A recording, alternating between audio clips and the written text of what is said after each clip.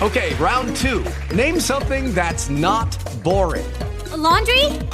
Ooh, a book club. Computer solitaire, huh? Ah, oh, sorry, we were looking for Chumba Casino. That's right, ChumbaCasino.com has over 100 casino-style games. Join today and play for free for your chance to redeem some serious prizes. ChumbaCasino.com. No purchase necessary. Void where prohibited by law. 18 plus. Terms and conditions apply. See website for details. Lucky Land Casino, asking people, what's the weirdest place you've gotten lucky? Lucky? In line at the deli, I guess? Aha, in my dentist's office. More than once, actually. Do I have to say? Yes, you do. In the car before my kids' PTA meeting. Really? Yes. Excuse me, what's the weirdest place you've gotten lucky? I never win and tell. Well, there you have it. You can get lucky anywhere, playing at LuckyLandSlots.com. Play for free right now. Are you feeling lucky? No purchase necessary. Void where prohibited by law. 18 plus. Terms and conditions apply. See website for details. Educate, empower, enable, impact. Thank you for tuning in to That Will Never Work podcast, where we share inspiring information and personal experiences related to business and the entrepreneurial journey from those who are leaders in their respective field. Now, here's your host, author and business coach, Maurice. Thank you for tuning in today. I appreciate it very much.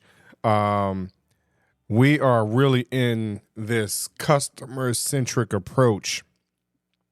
And the next step in building this customer-centric approach, it has an ability to either push you away or to draw you in closer. And what I mean by that is building strong customer relationships. Some of us, because we are not, as we claim to be, people-centric or a people person, introverted versus extroverted, things like that, we tend to pull or withdraw from individuals.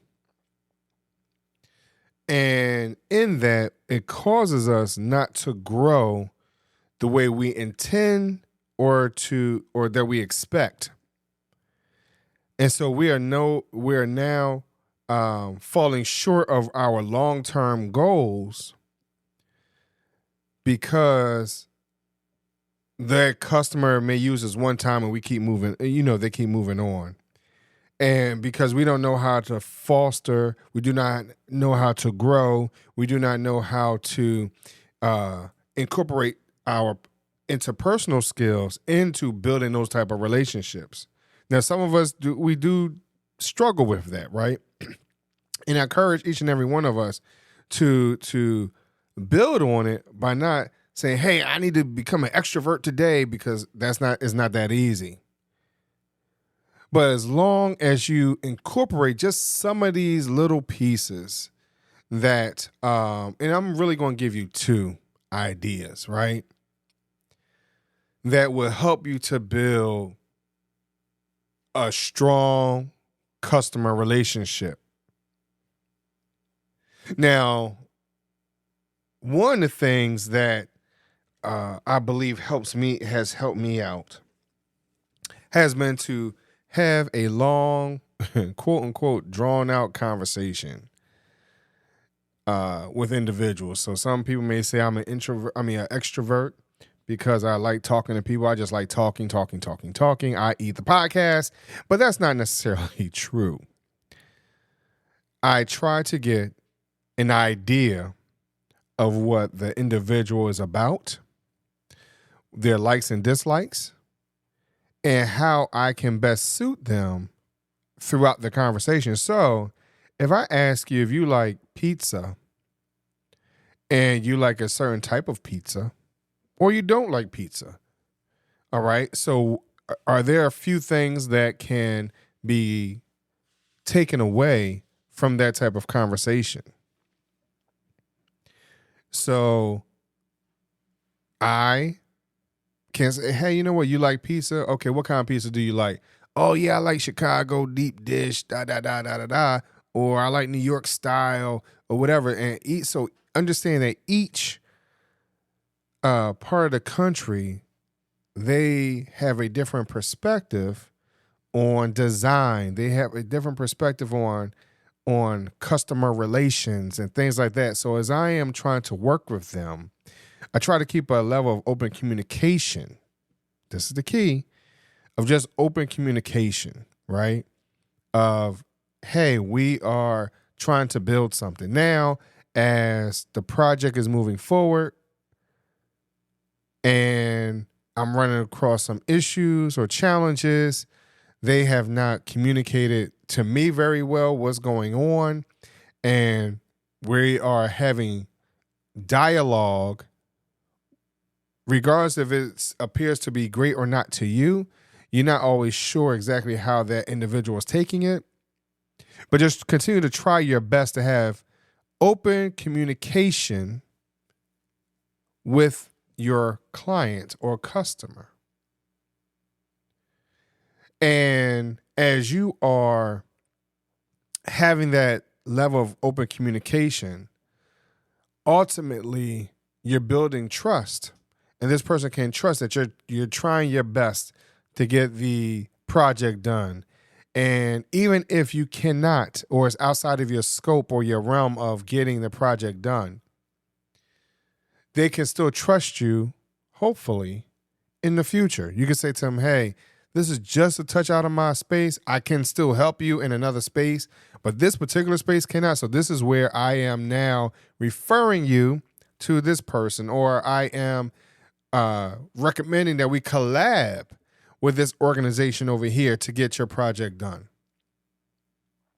And or something as simple as, I thought I really liked words, but I can't really help you on your resume. Because for those of us who don't have a business, but we're in this workforce together and we're trying to build each other up. And hey, I did my resume and I was able to get promoted. Now you're trying to help your friend out, get their resume together. You realize that their job, their descriptions, their experiences is just not working out for you. So now you need to move it on to someone else because you don't totally understand and you don't know what information to pull out in order for this resume to stand out in the crowd, and or for it to get past some of the bots that are roaming around as they're scanning the resumes and for someone to actually see your resume. Also, within this level of communication, be sure that you are giving something of value within this level of communication and not just speaking to them round and round and round. And I can't give you an example of that because that's not something that I try to practice, so I can't give you an example. But I have seen people that said 2,000 words and nothing made sense. Now you might say, Maurice, 2,000 words is not a lot, but that's about as long as a 30-second pitch. Whether you're trying to sell yourself on trying to buy this product, you're trying to sell yourself on someone buying a product from you, you trying to sell yourself on getting hired, and you could say a whole bunch of nothing. So understand that as you're trying to build great customer relationships, that you are being open about what's going on to help build trust. And ultimately, are you providing any type of value within what you're saying?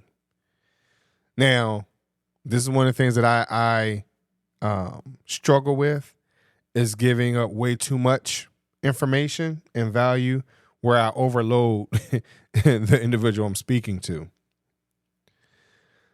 So that's something else to consider. Just try not to oversell, because sometimes you can talk yourself out of a situation. So practice building strong customer relationships. It will ultimately get you to where you would like to be because, as they all say, it's not always what you know, but who you know. So let's go out there and network in more ways than one, whether it's in person or virtually, whether it's on the phone or via email. Find a way to connect with individuals and build your strong customer relationships. Thanks for listening. Find us on social media at Chisholm Group LLC and check back weekly for new episodes. Until next time, that will never work, or will it?